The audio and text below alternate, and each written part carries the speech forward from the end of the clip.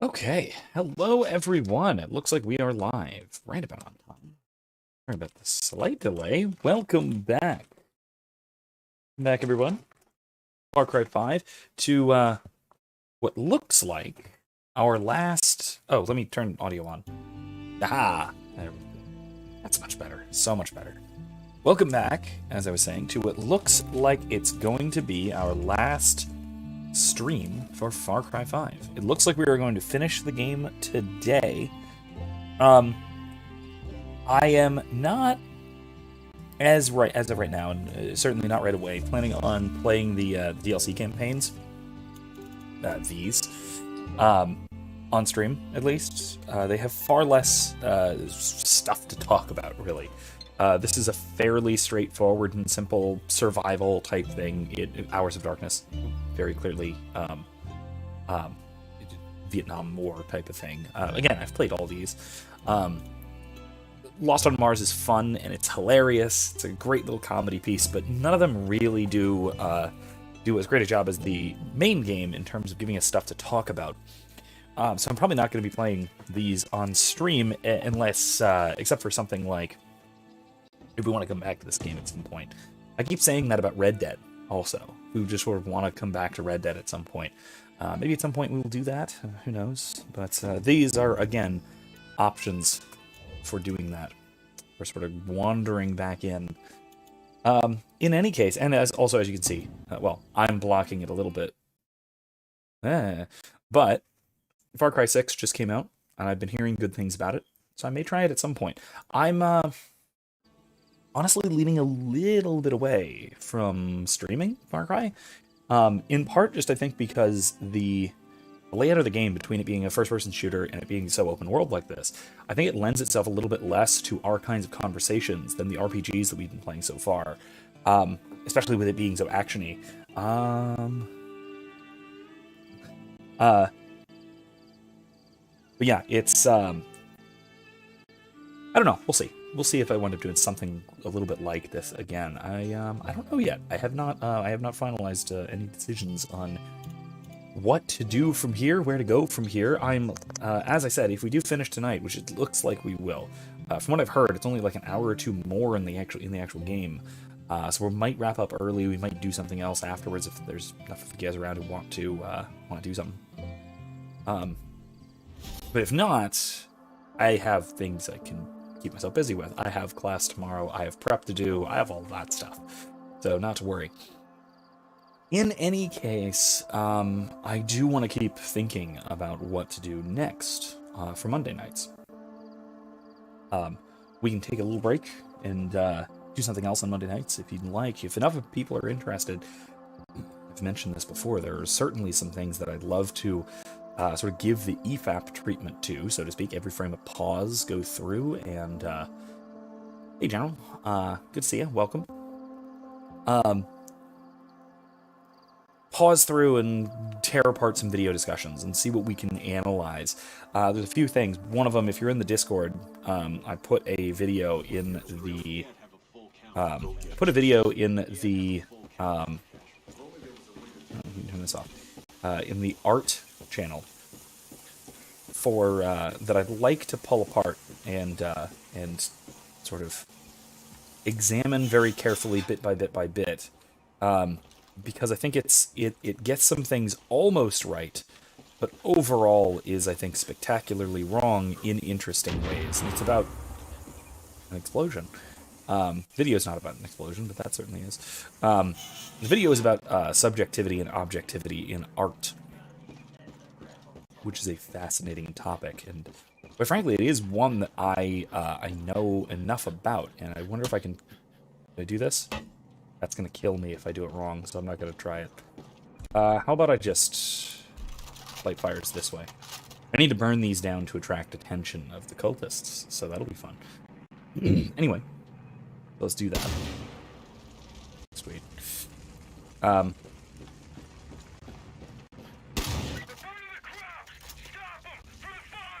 No. Can't stop me. I'm setting fires.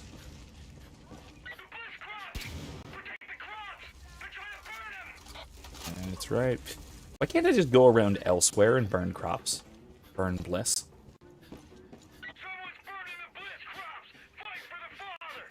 Where are you? Are they coming? Anyway, that's one of the things that I would like to sort of go through and try and examine very, very carefully and closely with, probably with some other good thinkers, other, audience members, what have you. Good to do together, that sort of thing, I think. And then also things like I would love to take a closer look at some of those, some of the talks from the Tolkien Society conference not long ago from this past year, in part because they're awful. They're just god-awful. From the ones that I have briefly seen, or at least seen parts of, they're very, very bad. And they're bad because they are misinterpreting Tolkien's works for the sake of ideology. And, the broadly speaking, wokeism, whatever. Can I? Oh, not that one. Let me see here if I can track this thing. Yeah. Yeah, so I just need to... I burnt the crops. All of them, I thought. What, in the greenhouse, maybe? Oh, okay, that's not great. Explosions.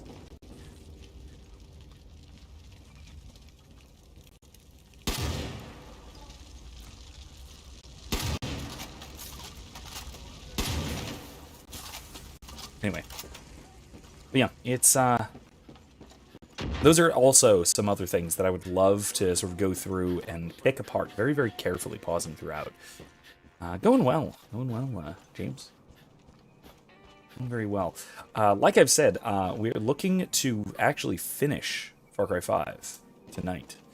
We're very, very close to the end. I just have a couple of side quests that I need to wrap up, and then it is on to the end game, on to confronting Father Joseph, our highly disturbing cult leader. The guy who, as the thumbnail says, had a vision from God that shirts are a sin.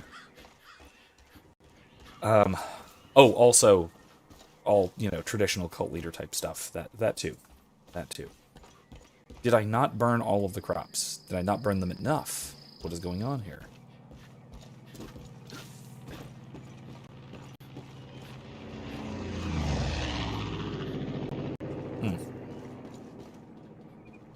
Are there more?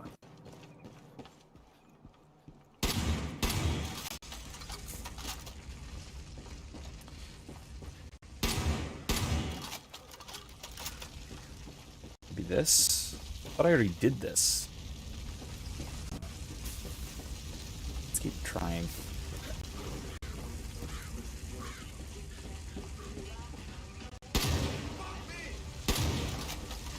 Anyway. But these are things that I would certainly like to do with some of you guys. And so, if you're in the Discord already, then join on in. We can chat about some of the things that we might want to do with that. And maybe we can do that on Mondays for a little while. In between games or something along those lines. This was not what I intended. Probably fine, right? We're gonna burn down the house, aren't we? Uh-oh. Anyway. If there's anything in the house we need to burn.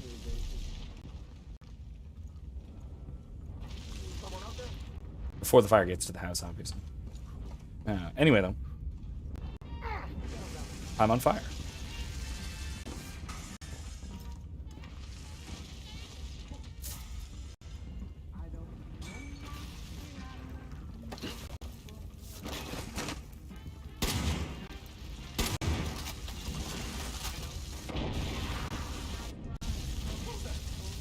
You are a very dangerous position here. Anyway, if this isn't working, then I'll figure something out. But anyway, So one of the things, like I said, that's one of the things I'd like to do. Beyond that, if we are going to be switching to... Oh, awesome. So, James, join the Discord. Welcome. Absolutely welcome. Glad to have you. But I want to do that. I also, if we don't want to do that, or if we want to do that some other time, if something else works better for everybody, and you want to do a live stream that does that sort of thing, then cool. But otherwise, Mondays, the next games sort of on the docket that I'd like to do, Greedfall, which is what I'm leaning towards, although I've also had recommended Kingdom Come Deliverance, which I also have. I haven't played yet. I've been waiting to play it on stream. So that's one of them. So those are sort of the main two that I'm deciding between. Greedfall and Kingdom Come Deliverance. Both of them have really interesting philosophical, historical, and religious topics to consider and to discuss that should make a really interesting live stream. Make some really interesting chats and discussions. A lot of fertile ground for analysis, I should think. What, am I supposed to go to, like, Feeney's house or something? This is weird. Yeah, Jessup's Conservatory, that's where I am, right? Yes. I've burnt everything down, okay. That'll bring the chemist Feeney right to you. No, it didn't. Where's Feeney's house? I know it's around here somewhere, right? I'm not doing those. No. Feeney's house. Up here. It's way up there. I don't know. Kilometer away. What is this? Anyway, I don't know. Maybe. We'll see if that is actually going to do what it's supposed to do. Burn everything, I suppose. Like, this is nitrate. Does that mean if I set it on fire? Apparently not. But, ooh, that is quite a conflagration, but no explosions. Oh, this is weird. It isn't working, apparently. It's possible the quest is bugged, in which case, it's whatever, it's fine. In any case, bugged or not, we'll keep on keeping on, I suppose. But if it's not bugged, and if we're going on as we're supposed to, then looks like we're going to be heading towards the end game very shortly. So, like I said, Greedfall is relatively short, and it's a fairly straightforward RPG. And from what I've heard, it looks pretty good. I certainly want to. I certainly look forward to playing it, and I certainly look forward to streaming it and chatting with you guys about it. No, I have my weapons. I'm all set. I'm pretty good here. So I would certainly look forward to playing it if that works. If not, then maybe we can do Kingdom Come Deliverance as well. That's also, from everything I've heard, a fantastic game in its own right. My only concern with that might be similar to my concern with this game, is that it's very open-worldy and a little bit grindy, which can be a bit of a problem in terms of streaming. It won't have, I will say, thankfully, it won't have some of the same problems that that this game has had with, I say as I get into the car, with copyrighted music. Because that has been an incredible problem with this game. Very unfortunately, I'm sad to say, because the music in this game is some of the best parts of it.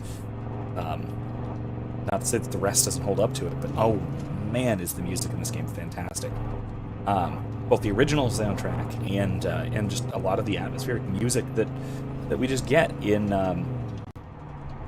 both just sort of in the game, just sort of ambiently, and then through the car radios and everything like that. It's a damn shame, in short. Thankfully, I will say at least my stream from last week didn't get tagged from Content ID, so that's good news. That's good news at least. Maybe I was talking over the music more than usual, but I don't know. Maybe I just got lucky. How about I just get through here? Huh? Excuse me, folks. Oops, nope, I don't want shotgun.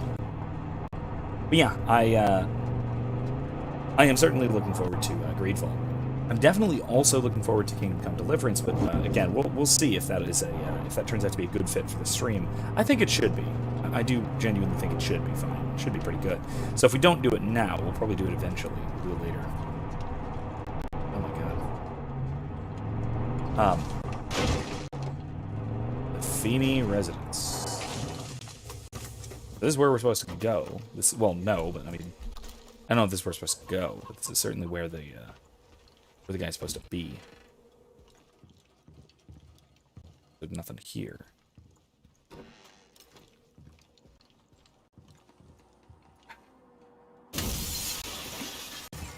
There's a shelter that I've already cleared. Hey, folks. You can sneak by an angel if you're careful. As long as they don't see you, they're calm. All right.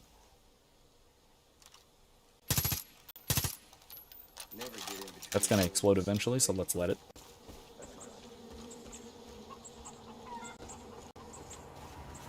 Is it? Maybe not. Yeah, I had to blow it, I guess. Anyway, yeah, so I guess there's no doing that quest. Kind of a shame. Oh well. Let's see what else we got on the menu. This one would require some hunting, so let's probably not. These have been having a huge trouble actually finding, both of these. The wolf beacons as well as the idols, the big cult monuments. But having a good amount of trouble finding both of those. I might do one more once over with a helicopter. In both, just to see what we can see. But, as you can see, I've done quite a bit of looking, and I've done very little finding.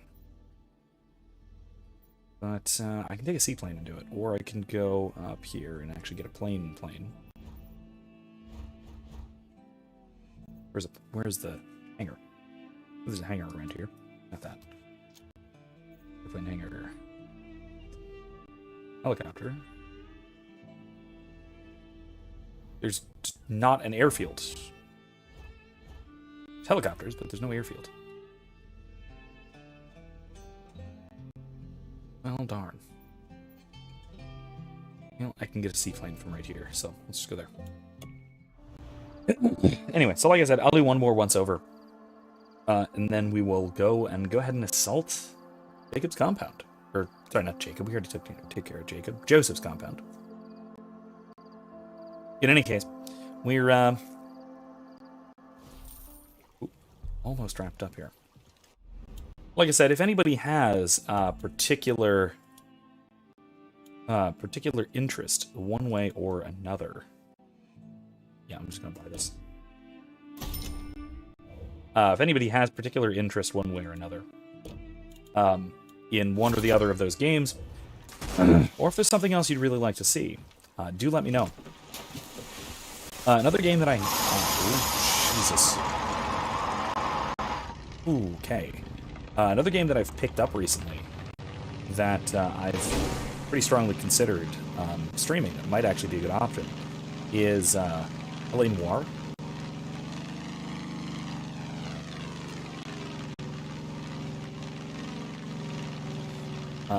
Although, once again, it's not one of those that I'm not quite sure how well it would do in terms of... it's around here. How well it would do in terms of streaming. Just because I know that it is... it's rather...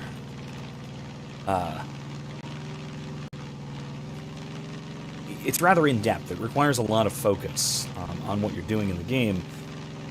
So it might be a little bit difficult to carry on conversations with you guys, which is kind of my goal on this stream, way more so than actually doing gameplay and such. Because I very strongly keep tilting my head when I'm flying planes. Oh, prepare for it. I'm not there. I already took that one. Hello. No, we're fine. We're fine, we're fine. We're stalled, but we're fine. No one's dead. No one is dead. We're okay. Can a seaplane take off On land. Yes. Yes, it can. That was weird. I did not expect that to survive. We're fine. We're all fine here. How are you? Anyway. But like I said, I think it might wind up taking a little bit too much focus. Even compared to a game like this, which does require some intense focus, especially in combat. And I suppose if I'm flying a plane, a little too much to interact with a lot of the interesting philosophical topics that are involved and that sort of thing, which would defeat one of the core purposes of this sort of stream.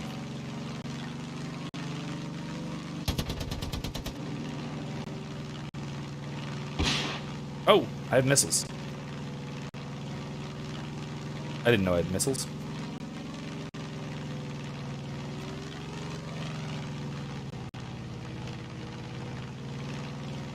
I don't remember the controls for this. What's bomb view and stuff like that.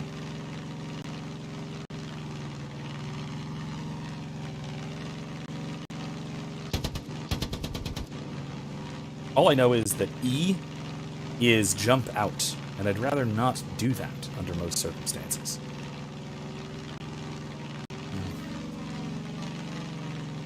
Anyway, but these are some things that I want to consider. So if anybody has some input as to either which of those two, or I guess three, more so the two, more so Greedfall and Kingdom Come Deliverance. But if either of those would be really preferred over the other, do let me know. Do let me know what you think and what you would absolutely like to see, and what you'd like to discuss more so. Because again, the whole purpose of this stream, the whole purpose of this channel, really is to talk about philosophy, to talk about interesting concepts that these games will let us explore, and to actually explore them and talk about it together and interact with you guys.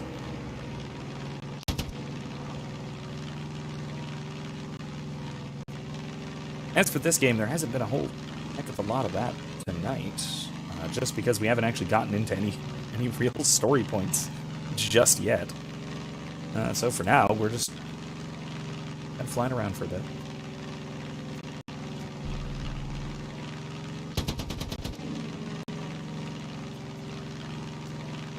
But anyway, once we do get into things, so there are some things that are certainly interesting about this game that I've found just utterly fascinating. Most prominently, it's the way that cults manipulate people.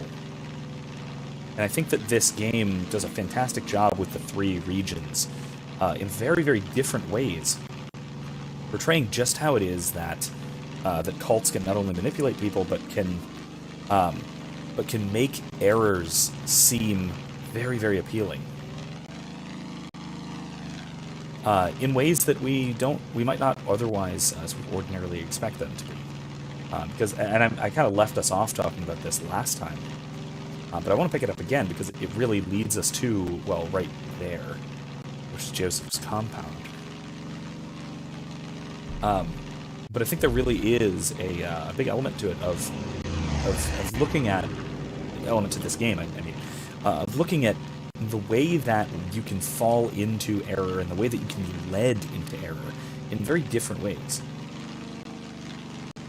Ooh, General James Longstreet says, "I wish they made more American Civil War games."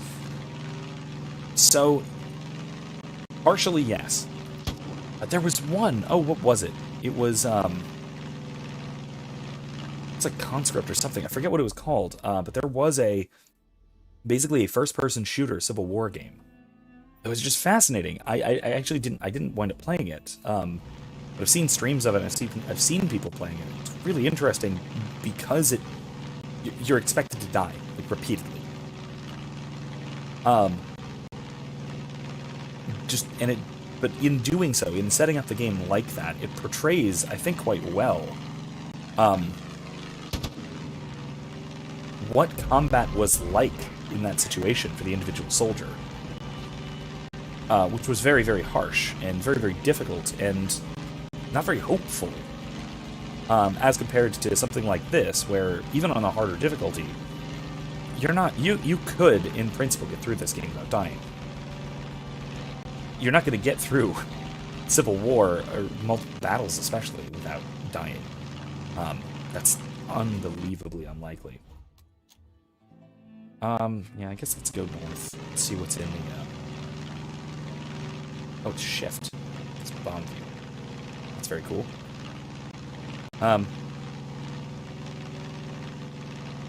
But that, I think, was a really fascinating game, and it was a fascinating look into a particularly interesting period of combat where I mean, this is a really stale take. I mean, everyone has observed this, so I'm not doing anything new. This is really my area of history in terms of academic expertise, so I'm not adding much to the conversation. But it's an observation that I think is fascinating. Even though a lot of people have made it, is that it was a time when the techniques of war were still being employed from an earlier period of time. They were still using mass formation combat, but the technology had made such combat not quite obsolete, because if it had been completely obsolete, it wouldn't have been done, right, obviously.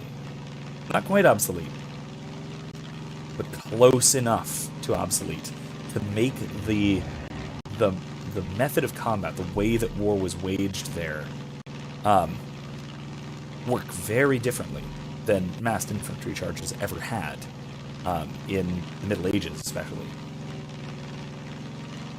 And this is just because of the comparative changes in offensive and defensive technology of warfare. Because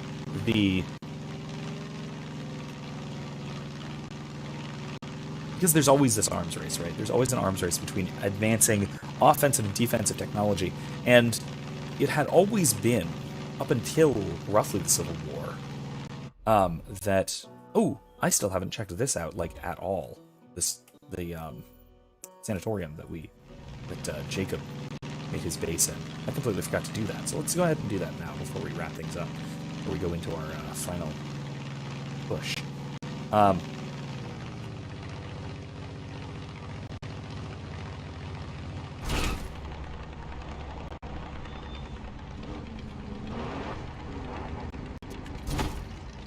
Okay.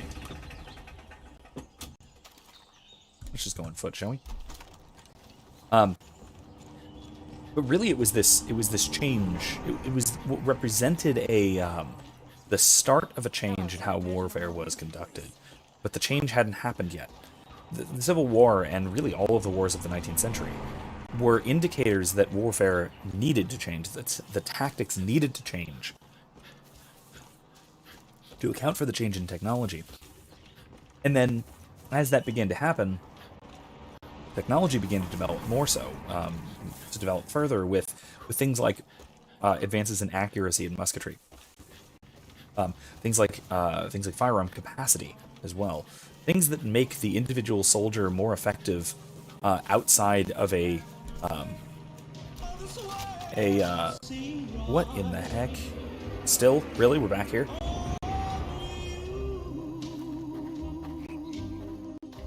We're back to this. Oh gosh, it has been a while since I've heard this song.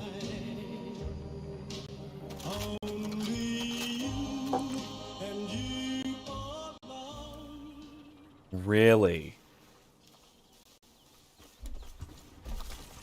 Is it just not going to let me through? Is that how this works? Because I was brainwashed? Interesting. Let's see if I can break any speakers or anything like that. No. It's just simple brainwashing. You just can't access it.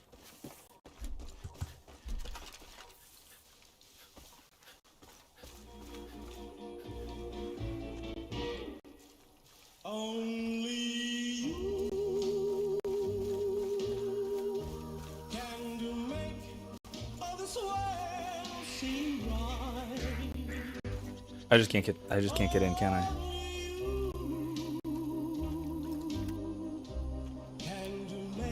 There's people in here.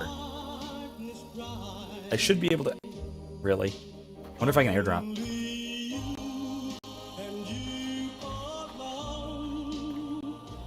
I'm gonna try an airdrop, I guess. Anyway, like I was saying, Civil War, like I said, was this fascinating time where technology was developing, and then that meant that warfare had to change. The way war was conducted tactically needed to change pretty significantly. Where's my plane? Is it still here? But it didn't disappear, like despawn or anything.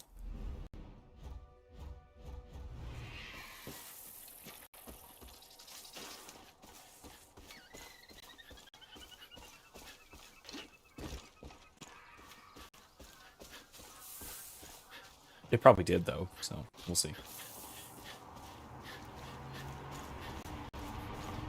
Yes, it did. Alright, well, I need to find a... somewhere nearby I can get a hangar. There we go, hangar. Perfect. That'll work. But then we had this this arms race between offense and defense fundamentally changed, I think, towards an arms race of who can develop the more effective and precise offense, where defensive technology shifted to, rather than armor in the sense of like personal armor, body armor, if you want, it switched to armor in the terms that we know today of armored vehicles and such.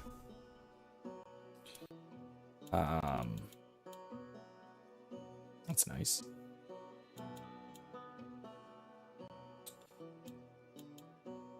I'm gonna go with this. That sounds good. Dog fighter. Very nice. Very nice.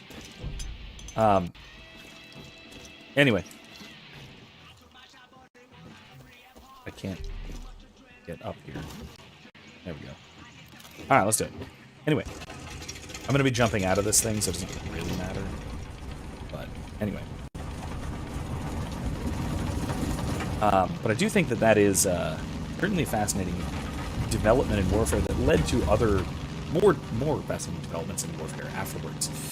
And those changes led to more changes, and until we get to modern warfare, where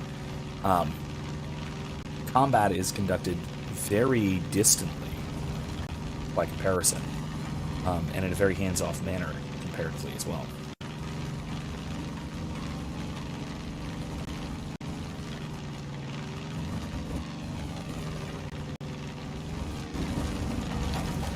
All right, let's go. Really?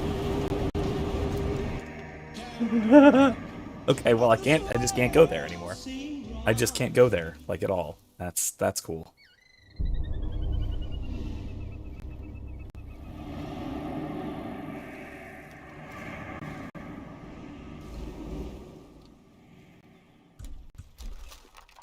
I don't like that.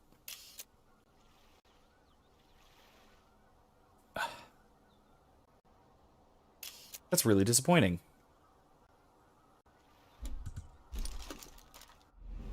Well, I guess. I mean, there's even vehicles. There's people in there. Somebody in chat, if you know this game, is there a way of actually getting in there, or is it actually like, cut off? Is it actually cut off like that? Nah, it's disappointing. Anyway, let's do it. Let's go. There's something here. Oh, it's a train. Okay. Now let's do it. Let's actually do our finale. And let's go there this way. And let's do it on foot, I think. Anyway. But I got sidetracked from the original point, which was more Civil War games and how that would be a thing. I think I agree. I think it would be very cool, although I think that broad strategy games, even more so than, say, RTSs, would... Oh, I think my son is attacking me. Hold on, just 1 second.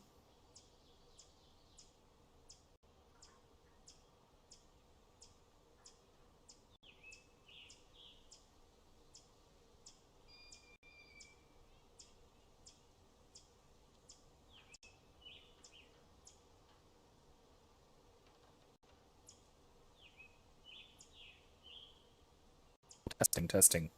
There it is. Okay, cool. Sun escaped and was attempting to come this way. Here's a thing I'm gonna do. I'm gonna bring in a couple of allies. Yep, and cool. I'm flying to you, sweetie. Be there in a jiff. Fantastic. So let's do it. Yeah, I do think that broad-scale strategy games, moving armies around, that sort of thing, in a Civil War context would be very, very cool. Something roughly along the lines of not so much like RTS style things, like traditional RTSs where you are controlling like units of an army on a battlefield, so much as you are controlling units of an army or of a military more generally. I hope you met my ex, Herc Senior, but let me tell you, he's a real piece of garbage. Across, more like you're controlling them across the across the theater of war. He'll fit in perfectly with the rest of our politicians. I agree with that. Like I said, overall, controlling armies across a full theater of war would be fascinating.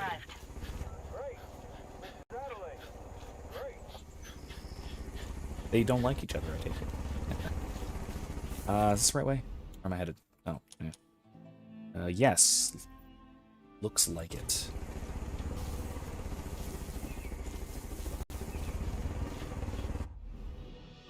Yeah, this takes us in. This is a nasty, nasty funnel. I've already, like, killed all the cultists here more than once. Looks different during the day. Ew.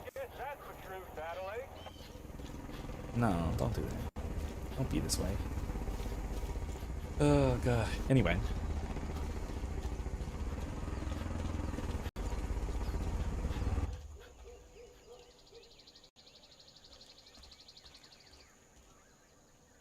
There's nobody here. Seems like there's nobody here. Let's go up this cliff. Let's overlook with the sniper. See what we can find. See what we can see, if anything. Because it looks like there's nobody here. Which is interesting. And troubling. Because, yeah, that looks to be the case.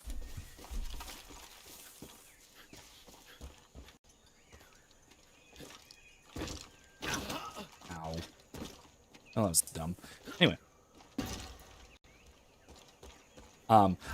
What comes to mind, in terms of, like, maybe the strangest example that I could think of, but I think it's a relatively straightforward one.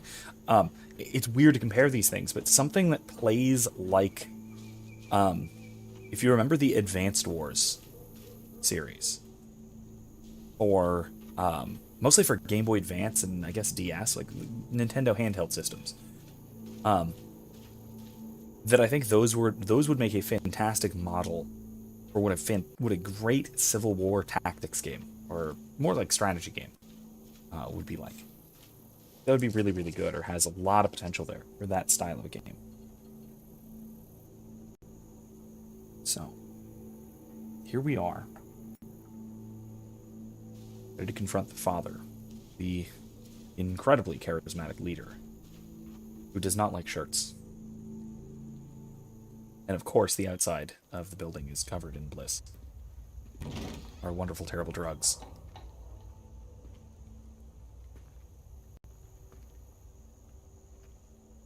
And when the Lamb broke the fifth seal, I saw under the altar the souls of the martyrs, slain because of the word of God. You made martyrs of my family. A little bit, kind of. I'm prepared to do the same to yours. I mean, I would say martyrs, but I think false martyrs is about right. What in the hell? But God is watching us, and He will judge us on what we choose in this moment. How did we get all of our allies? We were living in a world on the brink. For every slight, every injustice, where every choice reveals our sins. And where have those sins led us? Where have those sins led you? Your friends have been taken and tortured. And it's your fault. Countless people have been killed, and it is your fault. The world is on fire, and it's your fault. Was it worth it? Was it? When are you gonna realize that every problem cannot be solved with a bullet? When you first came here, I gave you the choice to walk away.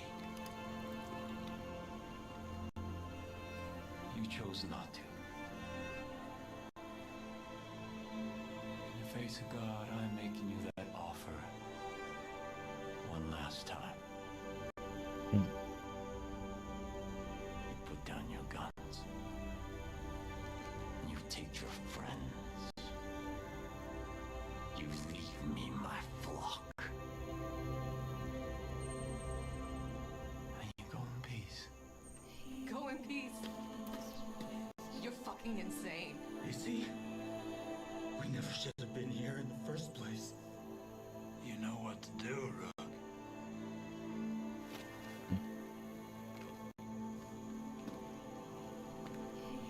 Remember.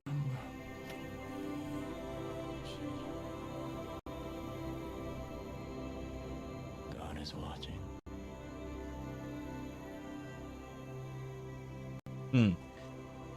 Interesting. So, I will say, he has a phenomenally messianic feel to him. They did a great job of making him, especially the voice acting.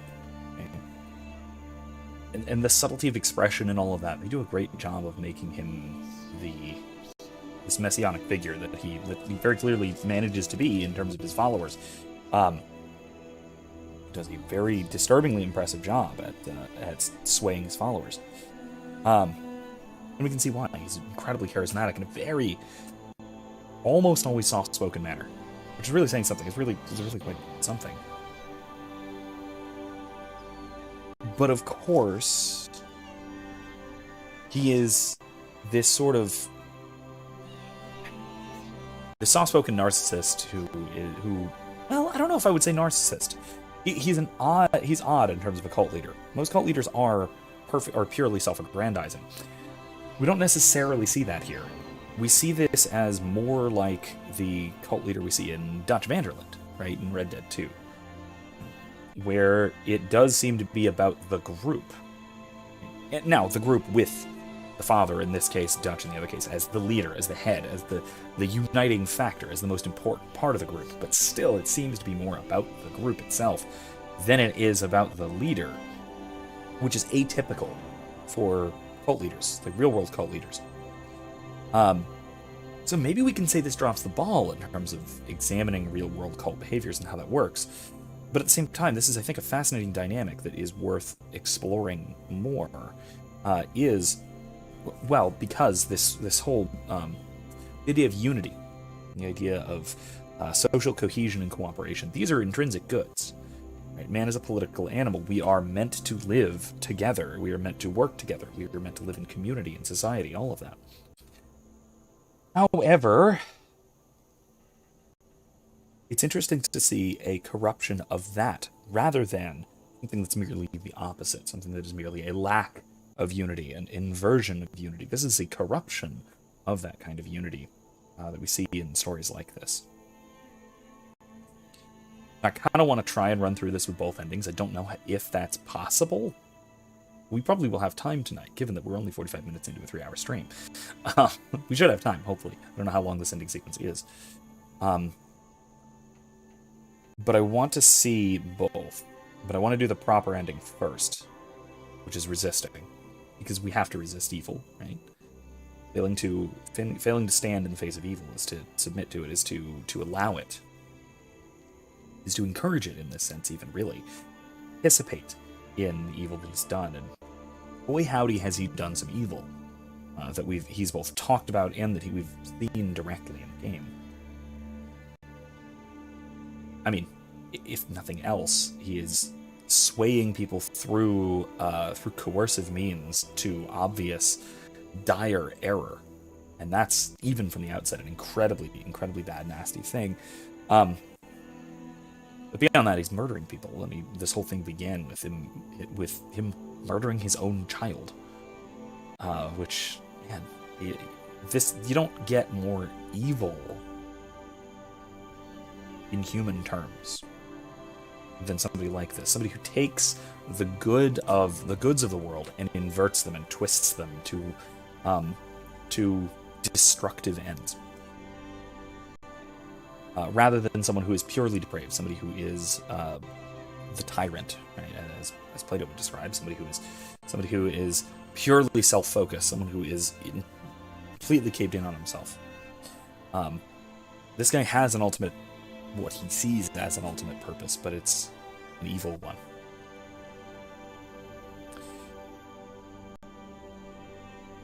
So we need to resist. Now, like I said, I want to see what happens if we don't. So we'll see if we can come back to this point and walk away. Because I don't actually know what will happen.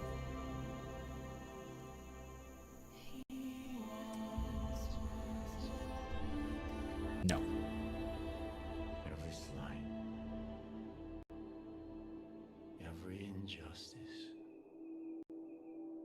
and every choice reveals our sin.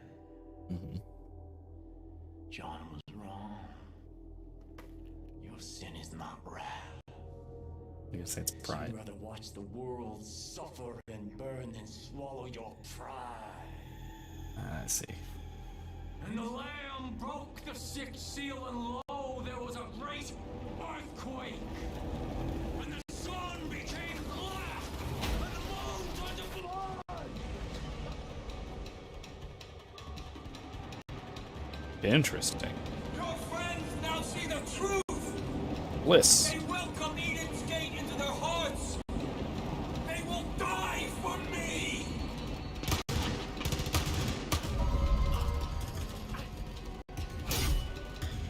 Fucking hell. Thanks, Rook. Let's get this bastard.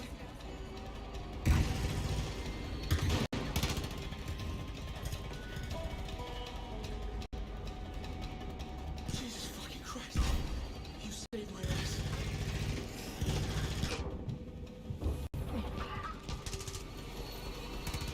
God damn, Rookie. Alright, what about the rest of the gang? It will be sweeter now when you all fall. Ooh.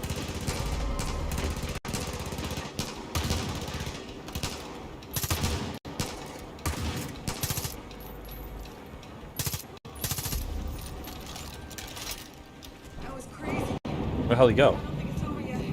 Keep on your toes, I Rook. gave you every chance, and you threw it all away. You brought the world crashing down around us. Don't you see that? Wait, what the heck?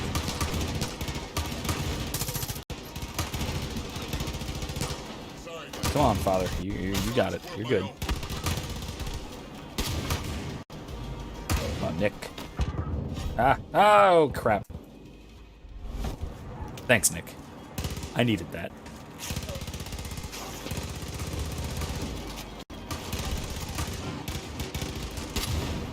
You will feel the full fury of the Lord. Uh-oh, uh-oh, uh-oh, uh-oh, uh-oh.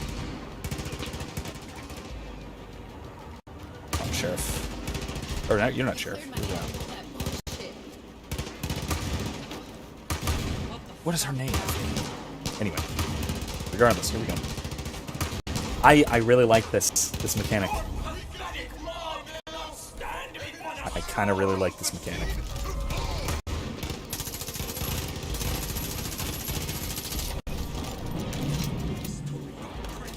What the fuck is everything you've done? Everything you've earned. I have to assume the storm is drug-induced, but I'm really not sure. Oh, jeez. Here we go. Here we go. Here we go. Fucking Christ. That was a bad choice. I'm getting hurt. Pretty bad. Help. Help. Help. Somebody? Anybody? Hello? Betty's hurt. Betty McBedboy is down. Be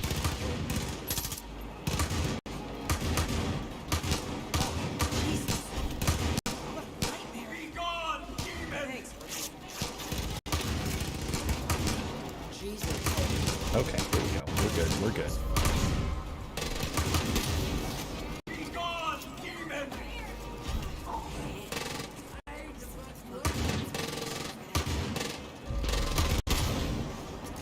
Urk, no! If I don't get you back, you're not going to be able to go to Mars. You don't know what you're doing. You get killed here, you're not going to Mars. We all know you need to go to Mars. You have to believe me. Oh crap, nope, nope, nope.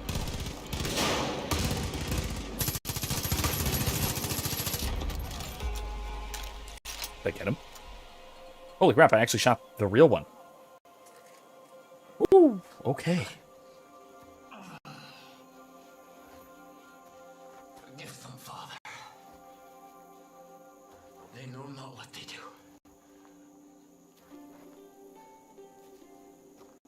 And when the Lamb opened the seventh seal,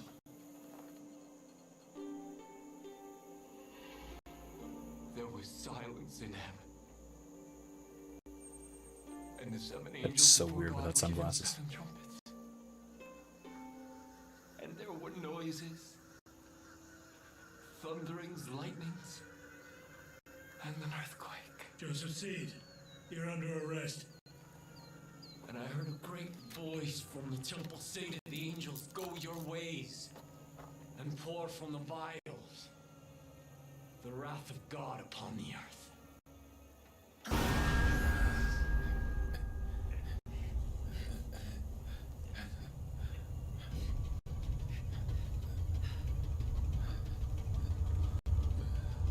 What? It is finished, child. Oh my God. Oh my God. Sing great.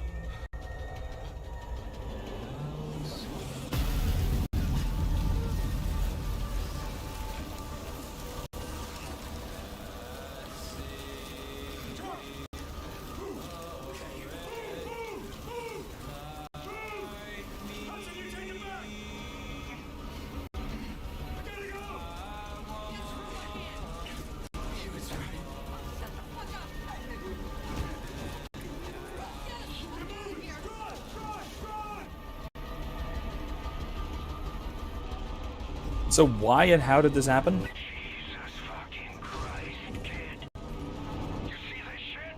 Wherever you are, whatever you're doing, get to the goddamn bunker now!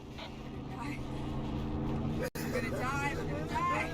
We're gonna die. We're gonna die. We're gonna die. We're gonna die. Okay, so let's see.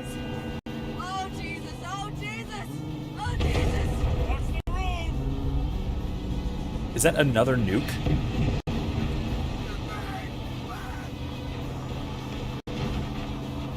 What in the world?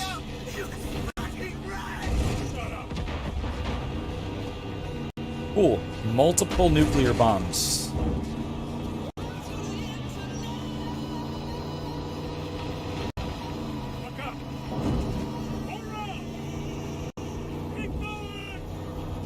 Yeah, I'm not looking up. I'm driving forward.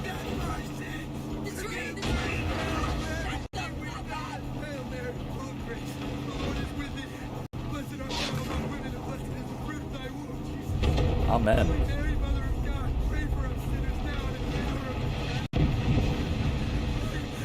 Amen. Oh my god, there's a deer running around on fire? So yes, this is,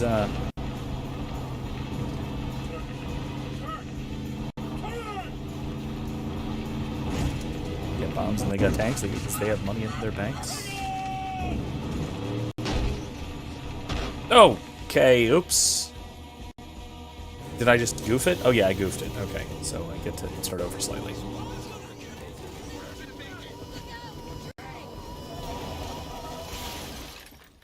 For Christ's sake. Stop making the driver turn, you idiots.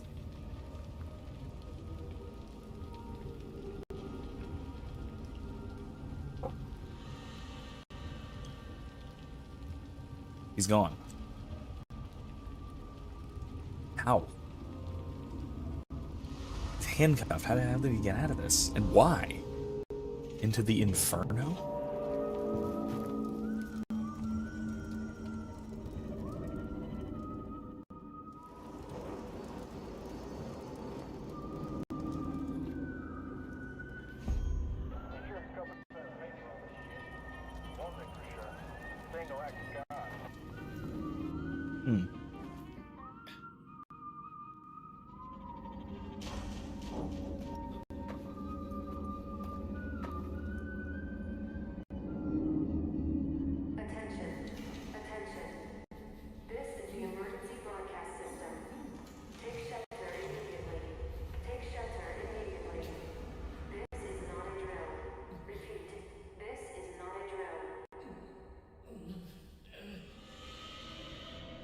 Oh shit. Dutch. You know what this means?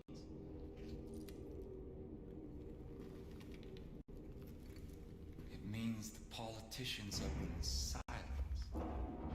Okay, so I guess that could be worse. It means the corporations have been erased. It means the world has been cleansed by God's righteous fire. What I'm not understanding is even in a full nuclear exchange, why there were 3 nuclear strikes within eyesight of Hope County, Missouri? Or Montana? The collapse has come. The world as we know it is over. Something really strange about that. I waited so long. I waited so long for the prophecies that God whispered in my ear to be fulfilled. I prepared my family for this moment. And you took them from me. I should kill you for what you've done. So, I mean, that's also something interesting as well. If something terrible happens that you expected to happen, being happy that you were right is certainly not the correct response.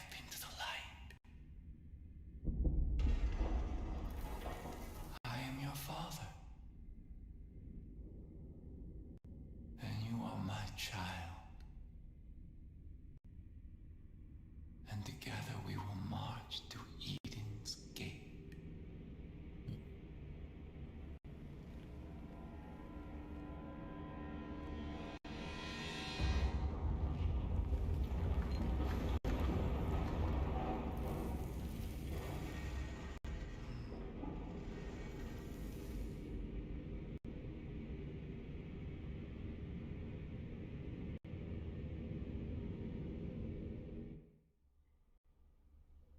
You know what I like?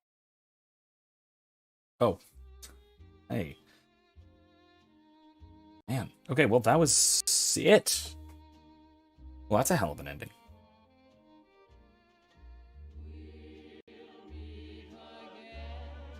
No. I'm going to go ahead and assume that this is copyrighted music and that it's going to get my stream taken down. So I'm going to skip. Sorry about that. Sorry about the credits. Huh.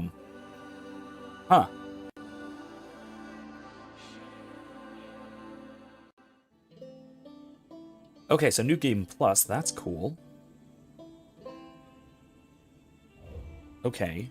Can I just continue? Because I'm interested to see what happens if I continue and take the walk away ending. Oh, hey, look, everything's nice and peaceful. as I said, though, it's kind of weird that there were, what I saw was at least 3 nuclear strikes within eyesight of Hope County, Montana, which doesn't seem like the kind of place to be a high priority target. I mean, I don't know. The number of automatic weapons here in this county.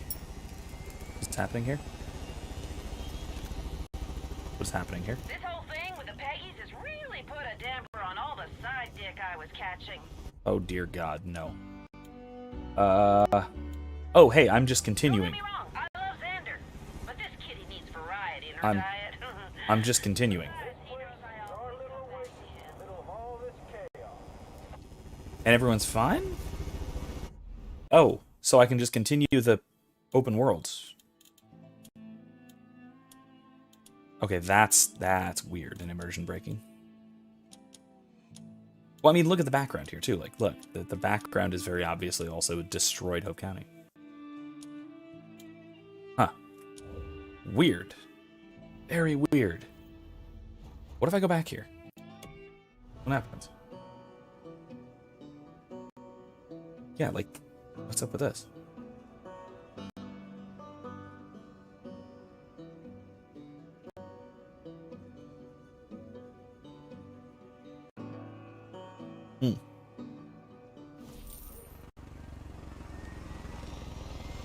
Okay. That's what I kind of thought. Nothing. Nothing. Oh, hi. Hello.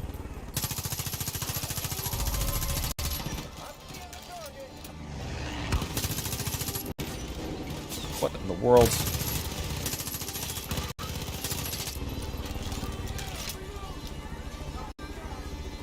Okay, so suddenly there's a bunch of Peggies back here too, which is also extra strange.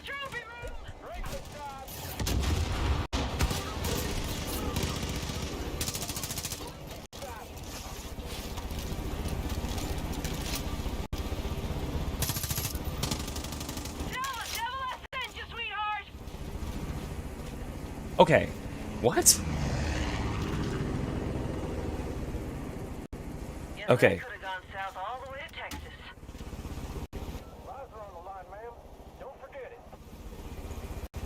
Okay, so once again, post-game stuff is a little bit confusing as to the setting of things, so I'm a little confused. Anyway, I think that's it. Because that's it, that's the ending. And I assume that's the real ending. And that's bizarre as well. Now, I will say, okay. Alright, let's pause. So we can chat about this. Alright, let's give this some thought. So a couple of things on this that I thought were particularly interesting and particularly strange about the ending. First of all, he's right, apparently. The father was right about the collapse and all of that. I can buy that. The world's been on the brink for, the better part of a century. Just different brinks of total destruction, I guess. But in a case like this, right, if we're talking about, I'm going to make myself a little bigger because I'm talking now, so here we go. But in a case like this, right, I think that a large part of what's interesting here is, maybe I should say what's bugging me. What's interesting in a way that's bugging me, let's say, is that if I had to guess, and maybe I'm wrong about this, but if I had to guess, if you walk away, if you choose the walk away, so to speak, ending, then the world won't end.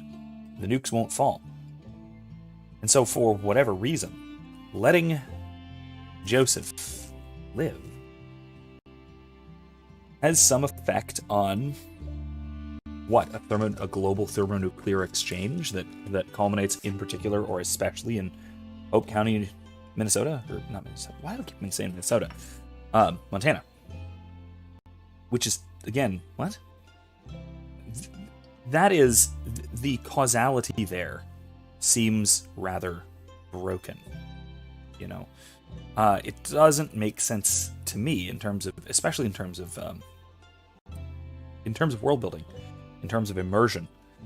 why it is that our choice there had any effect on global geopolitics. It's certainly...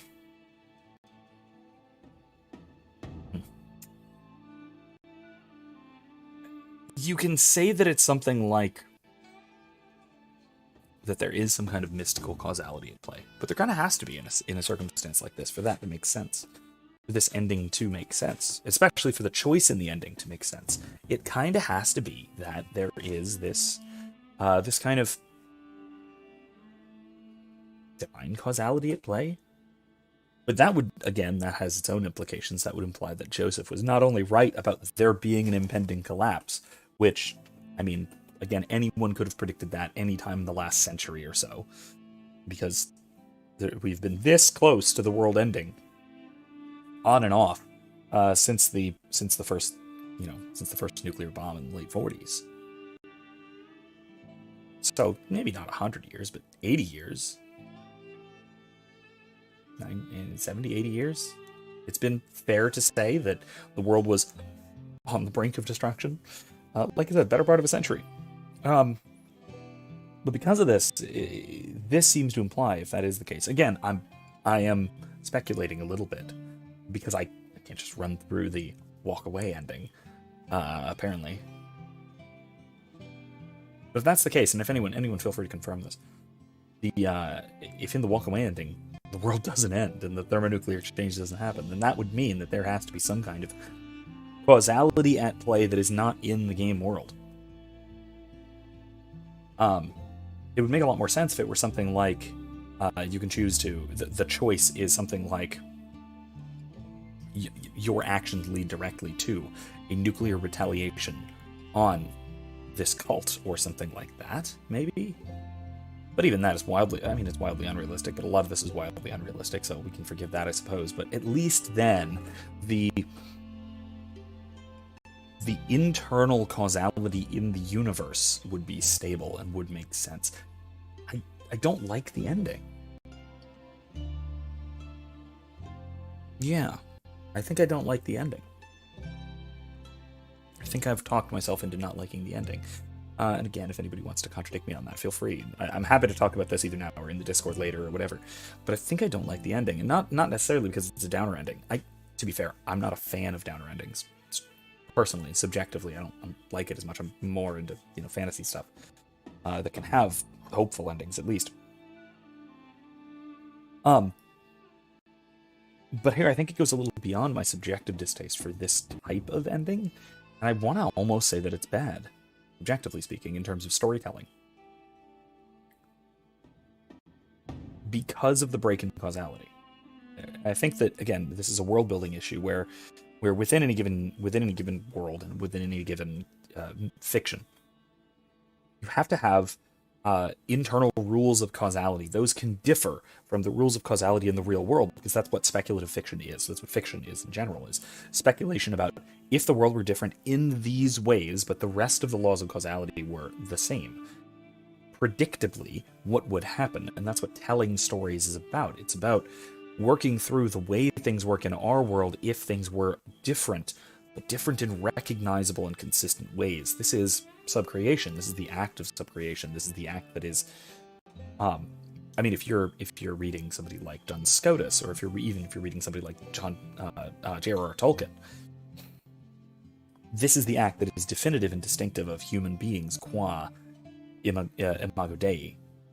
Our ability to create, our ability to choose in a consistent way, with working within a logical structural framework, within the logos, if you will. And I think this game fails at that. The ending does. I think the ending fails at that. And I think it prefers spectacle to sense. And maybe I have to say, if it weren't a matter of choice, if the game didn't give you that choice, then this ending would make a lot more sense. Then it would just be that, well, he was right, the world was ending, because, that's what happens. And he just happened to be right. Because, predictably, that can happen.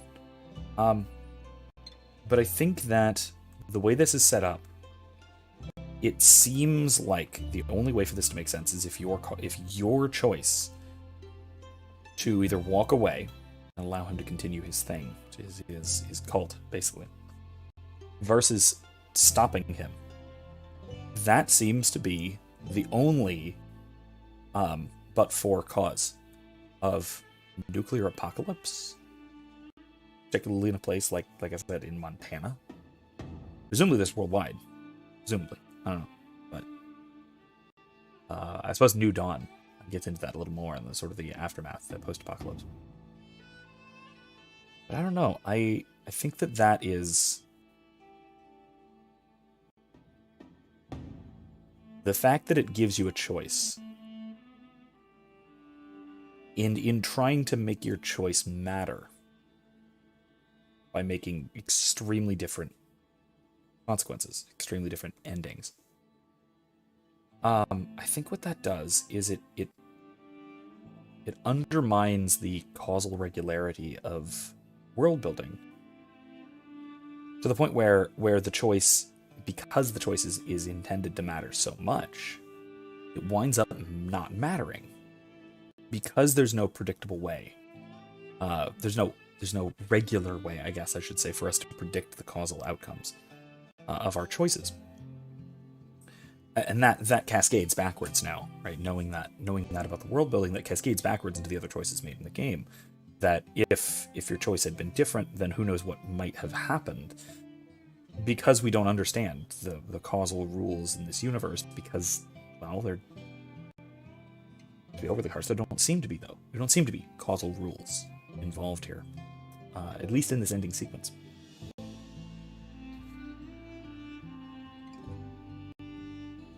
So yeah, I think I have to say that I'm disappointed by the ending, which is sadly something that happens a lot. And I will say this, that I guess it's appropriate that I play this in 2021, because it's kind of been the year of disappointing endings. Some of which I've seen, some of which I've only heard of, but endings that sort of undermine a lot of what went on and make the story worse off. This is something that I've heard about Midnight Mass, which is part of why I haven't gotten to finishing it yet. This is something that certainly we can say about some of the Marvel shows.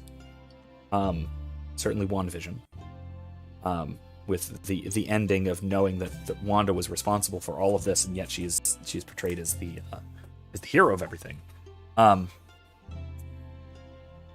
me write some things down. So I remember what exactly. Put in the description after the fact. And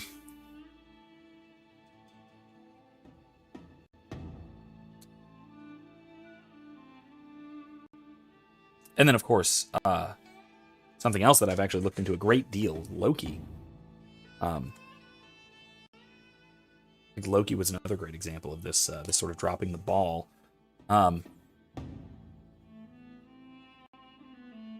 Where the ending, I mean, to be fair, particularly a lot of the causality and the world building within the show in general was faulty, let's say, to say the least. If you saw my video on this, you'll know what I'm talking about. If you didn't, check it out, because I go into a lot of detail as to why I think it's deeply, deeply flawed. The sort of metaphysical world building going on in Loki. But then especially the ending further undermines everything. The world building that's even gone into the show, let alone the world building that's gone into the MCU as a whole. To the point where I do think that, like I said, this has been a very unfortunately common trend where maybe it's in order to make a significant, meaningful twist, to make an interesting ending, that we have what amounts to a nonsensical ending that undermines the world building of the show so far, or in this case, the game. I think that it does that. I really do think that in this case, that choice, particularly the choice that leads to the ending, I think greatly undermines the world building. Now, that said, it's symbolically interesting, in a way. And again, I think it's symbolically interesting, but also subversive in a sense. I think that this is the fact that it that by choosing to resist, let's think this through, right? So by choosing to resist the Father, choosing to fight against him, this plays into the idea of a self-fulfilling prophecy, which is really where we started the discussion of this game in the first place 10 episodes ago, 10 weeks ago. Because when we noticed that the cult leader here was predicting collapse, predicting retaliation on the part of the Feds, represented by Fetty McFedboy, our player character, of course. By predicting that kind of thing, and by acting in accordance with that prediction, of course, it'll happen. It's a self-fulfilling prophecy in that case. Or it's a prophecy that leads to its own fulfillment, if not directly self-fulfilling. But here we have what seems like that played out on a, again, causally weird level, but it is the resisting of this prophecy that brings it about somehow. But again, like, setting aside the somehow, if we assume that the causality makes sense, if we ignore the particulars of the causal powers involved, we just look at it from a sort of symbolic perspective, it does fulfill that same theme with Joseph in particular, the father in particular, which really is, he is the source of his own problems, and those problems spread outwards to others, because he generates these sort of self-fulfilling prophecies. We can see that with his original, his blood-related family, his wife and daughter who died, won by his hand. That led to the sort of, well, his actions led to that, and then that led to this, the cult. And then, of course, we see the cult itself, him bringing things together, and that leading each of the lieutenants, each of the three, the seed siblings, I suppose, to sort of their own demise, really. And then we have Joseph himself, from the beginning of the game where it made causal sense, and then here where it doesn't make any causal sense, but symbology is still there, to some degree at least.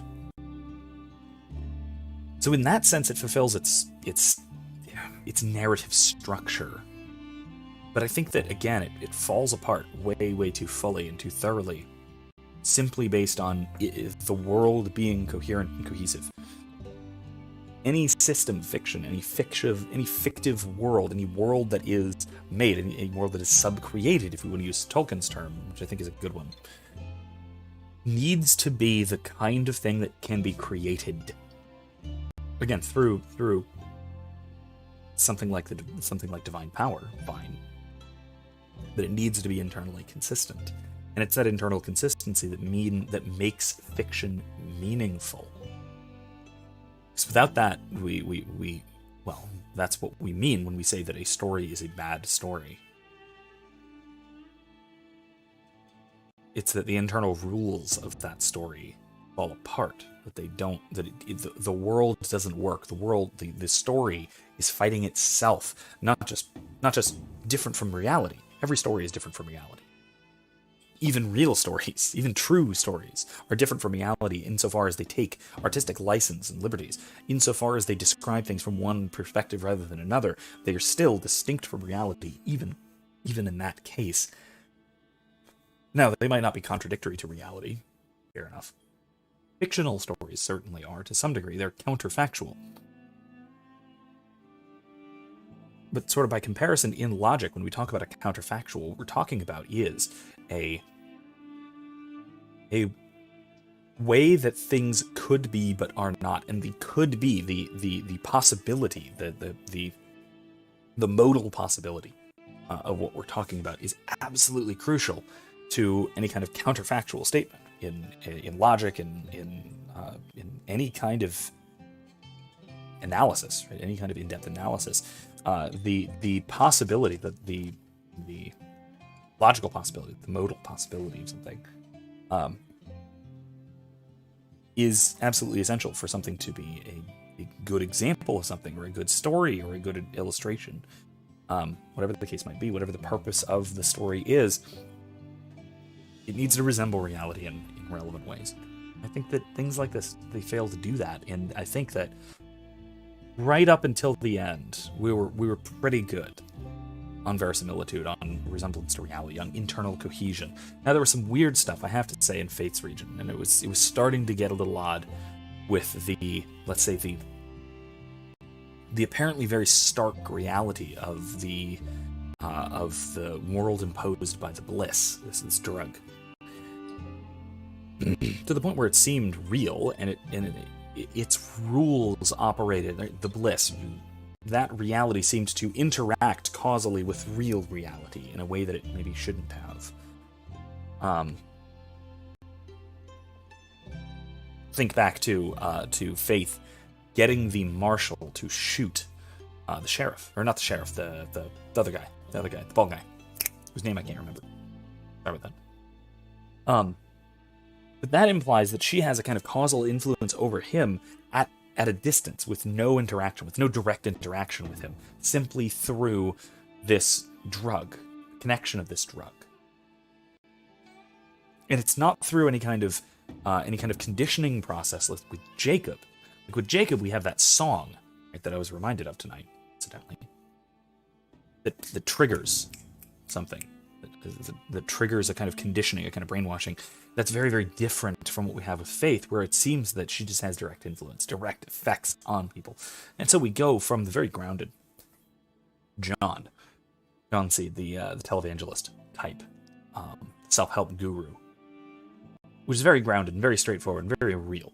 Then we have Jacob, begins to involve things like brainwashing and conditioning, Pavlovian triggers and things like that, which is a little bit speculative.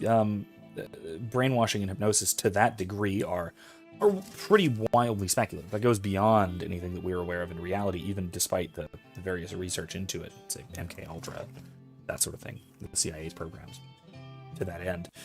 But that strong operant conditioning is of course fantasy.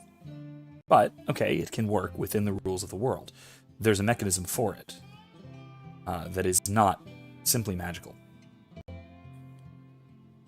But then we get to Faith, and it starts to break down a little further, where she seems to have this kind of direct causal power over people's minds, once those minds are torn down sufficiently by the drug. And with that being the case, we lose this sort of tenuous, becoming more and more tenuous connection to reality. And I didn't bring this up at the time because it didn't strike me as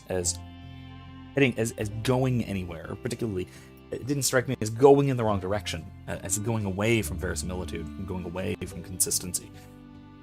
But now we see the ending really takes this a step further, where even the causality of one's own choices seems to be disconnected from what we would ordinarily expect, and what we could ordinarily expect, and then further, even beyond that, what we were led to expect by the game itself, by the world building of the game itself. So yeah, I do think that there are issues here that I really think we can't overlook, and I think that, like I said, I think it really reaches its zenith in the ending. The ending is really the part that throws everything off. If you didn't have that choice in the ending, or if your choice didn't affect the nuclear holocaust that occurs at the ending, or whatever else, or if the ending simply were different, right? If there were a different ending to it, whatever that might be, then it could have worked. The whole thing could have worked in a sort of consistent manner to at least some degree. And I think that really dropped the ball. Although, like I said, there were elements of wacky, weird, not quite reasonable causality up until that point as well. Especially with Faith, especially with the bliss, Henbin River region, that whole thing. So yeah, I have such a mixed review of this game. If I'm going to give it, I'm actually going to give a review, like out of 10, let's say. Overall, I would have a very, very hard time doing so. Gameplay is phenomenal. Hell of a lot of fun. It is crisp. It is nice. There are a couple of issues I have with the way that guns function, which I've mentioned before, but I might as well go again. Your 50 cal Barrett 50 cal anti-material rifle seems to be mostly effective against unarmored unarmored human beings encased in flesh. It seems a little off because if you have, say, a 45 hollow point, that'll do as much or more damage than a 50 cal sniper rifle round to a human target, to an unarmored human target, and that's nowhere even close. But I digress. Little issues like that, little things, and like that rifle should just completely destroy the engine block of any vehicle it touches. But again, not so much, just because of damage scaling or anything like that. Anyway, that aside, that minor little quibble aside, I love the gameplay. It's fantastic. I love the aesthetics. I love the setting. I love the music. Dear God, I love the music in this game so much. And I have to say too that. So again, a couple of minor gameplay quibbles, like the amount of times you get captured, especially in the mountains, in Whitetail Mountains, is kind of ridiculous, and it's a little immersion breaking. So that's a problem, but it's a minor problem. It's 1/3 of the game in terms of actual gameplay, and it's a minor issue. That's only that I understand is for expositionary purposes. Fair enough. But then,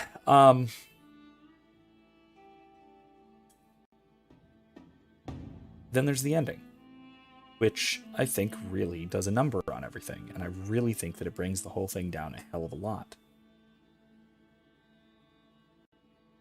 Now, note also that this ending is explicitly contradictory to what we see in the Mars DLC. I can't bring up right now. The Mars DLC clearly happens in the game after the events of the game, in a world that is still not destroyed, not utterly destroyed. So I don't get it. I don't understand how it is that this happened, and that is still consistent. Now, I will also say New Dawn is clearly a sequel to this. I haven't played it yet, but from what I know about it, is post-apocalyptic. It's set in Hope County, in and around Hope County, and so it's clearly this is a sequel to this ending. Okay, but again, the lead up to it and how you get here is, I think, a huge problem for the world building and the consistency of the storytelling of the game, and I can't overlook that. So I have an incredibly mixed review. It's a weirdly mixed review. Up until that last ending sequence, up until the bombs dropped, so to speak. I'd have to give this game a 7 or an 8 out of 10. Somewhere in that range. It was very good. It was a lot of fun. I really enjoyed it. But that ending just tanks the story and the storytelling and the world building, and I'm a huge world building guy. World building is my thing about just about any fiction. I most look for world building. And that ending kind of broke it pretty fundamentally. And so I kind of have to say that brings it down to like 3 out of 10, maybe 4.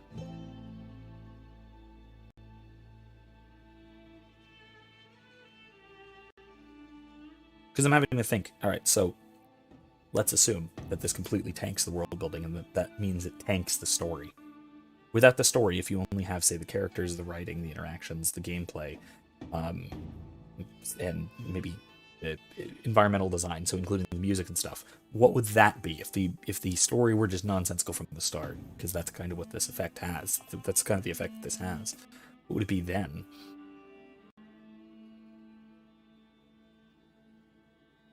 I would say in that case it's a 4. But then we have this moment of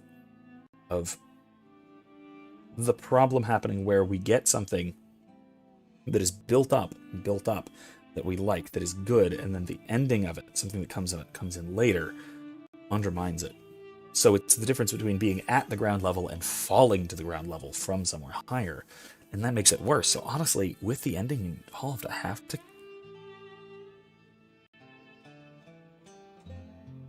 I'm leaning towards a 3 out of 10 for this game. which is absurd because I've loved it the whole time, but the ending really tanks it in terms of story writing and world building. I don't know. That's where I'm at right now. I think at least. I may have to look back at it and think about this in a little more depth, but I think I have to settle around a 3 out of 10. And that sounds low, but I'm one to use the full 1 to 10 scale. So like 5 is average. 5 isn't bad, it's average.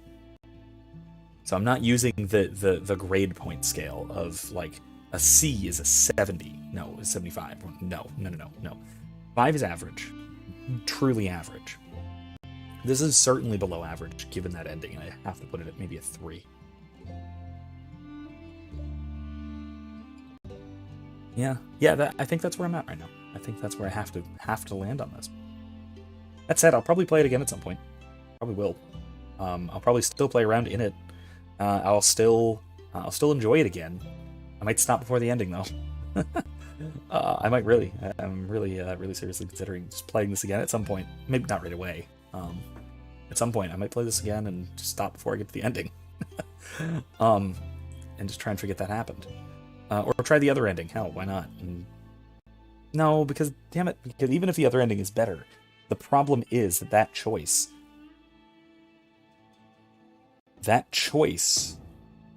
means that there is causal power to the choice. The choice has causal repercussions, one way or the other, towards whether some unrelated third party starts a thermonuclear war. Starts a saturation campaign of thermonuclear exchange. What? That's incoherent, even by the game's own logic. And that drives me nuts. It drives me at the wall. Yeah, to the point where I genuinely think that brings this game down from a 7 or 8, leaning towards 8.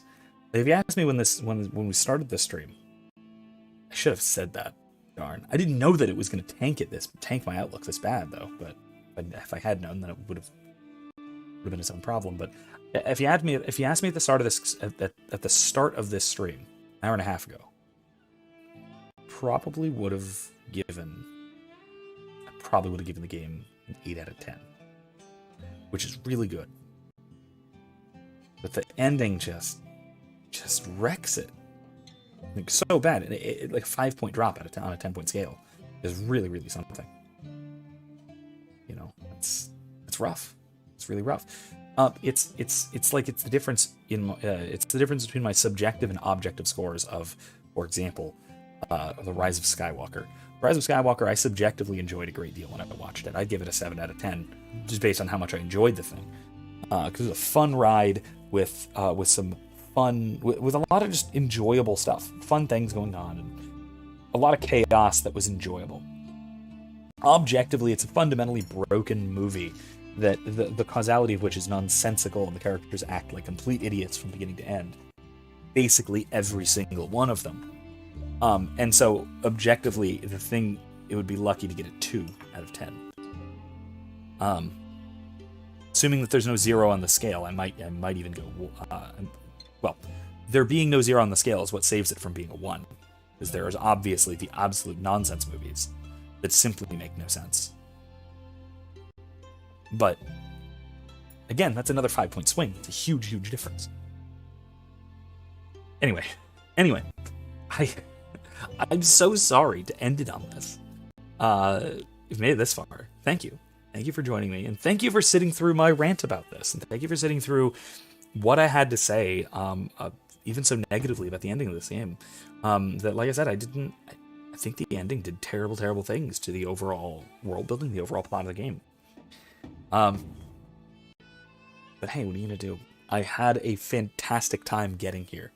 And that's at least a good thing. That is at least a fantastic thing. And I had a fantastic time with you guys. Those of you who are watching now, those of you who come back and watch this later, I had a great time with you guys chatting about this game and chatting about all the stuff that came along with it. So, that's going to wrap up our series on Far Cry 5. Where to go from here? As I was saying, I'm thinking about Greedfall starting next week. If not, we might have I might skip a week in terms of gaming streams on Mondays, and I might do something else Monday. I might do a sort of pause analysis, live stream pause analysis with some of you guys from the Discord coming in, chatting about a video. Maybe that one that's in the art channel, which is about objectivity and subjectivity in art, which utterly fails at analyzing objectivity in art for reasons that we can get into. That should be a lot of fun. It's a terrible video, but it's absolutely cringe-inducing. But hey, that might be a good time. Who knows? But that could be something we can try out. Might have a bye week in terms of that. But yeah, like I said, I had a lot of fun getting here. But man, the destination in this game, the ending of it was such a downer. And not just emotionally, which it was. This change that we see in the background here, the change from Hope County like we saw it to that is, I don't like that. Subjectively, it's just, I don't like it in my fantasy. I like escapist fantasy. But then the causal problems of it are just intense. Anyway, I need to stop before I just keep ranting about this for the remaining hour and 20 minutes that I would have. And I think it will wrap early. A little early. Well, quite a little bit early. So like I said, from here on out, we're next week is either going to be some kind of placeholder or something, or diving into maybe Greedfall. So if you want to see Greedfall, let me know. Or if you want to see something else, maybe Kingdom Come Deliverance, maybe LA Noire, maybe something else entirely, do let me know. I'll be happy to jump into something else if enough people really, really want me to for Monday streams. Otherwise, I am still going strong and continuing on through Dragon Age 2 on Thursdays. So join me again this week, and looks like a few weeks at least going forward to continue playing Dragon Age 2.